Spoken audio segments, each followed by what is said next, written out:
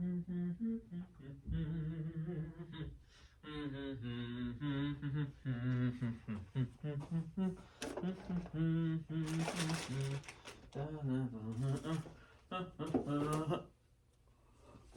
video? Teachers, I am so sorry that I am late. I apologize so much for showing up late. But you know what?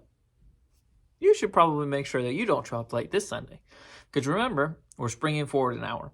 And nobody likes it when they're late or when somebody else is late. This Sunday, I look forward to seeing you again, springing forward, don't forget. But we will be talking about Jesus being tempted in the wilderness.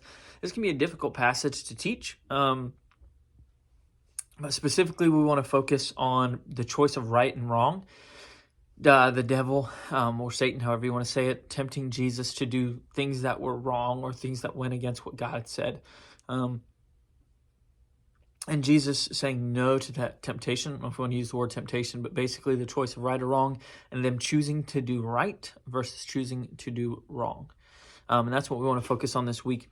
I do want to say this. I think a lot of times we can kind of be convinced by this idea that they have to understand absolutely every single thing that we say. And we do want them to understand what we say.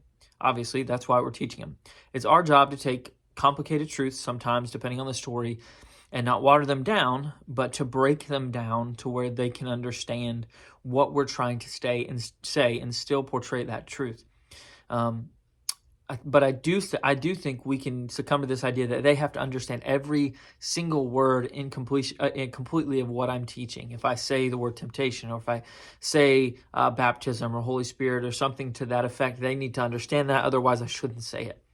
But I do think, and I think this is true in all walks of life, that when we're teaching someone something, it is okay to introduce a concept without complete understanding of that concept. And that is, like I said, it's an introduction to whatever that is. And then later, as they mature, as they grow, as they turn into adults, teenagers, even older children, they can learn as they mentally and experientially grow. They can learn that topic even more. But it's not brand new to them. It's something that they've heard.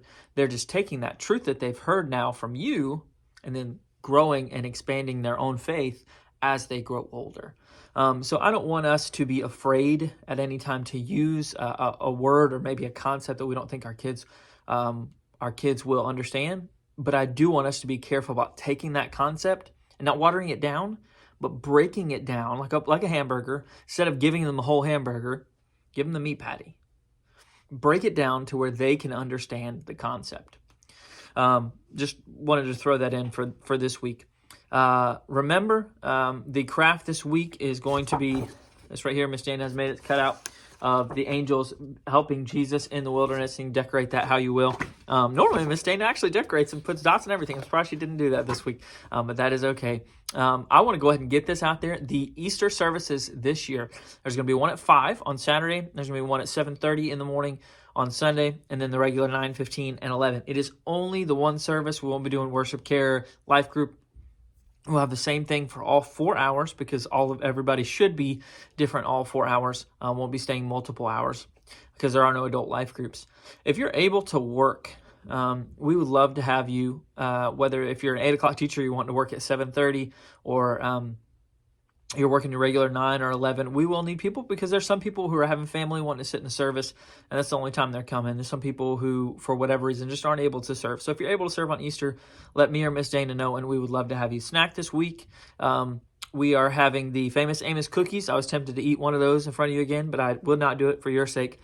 And then last but most certainly not least, please do not forget to spring forward this week.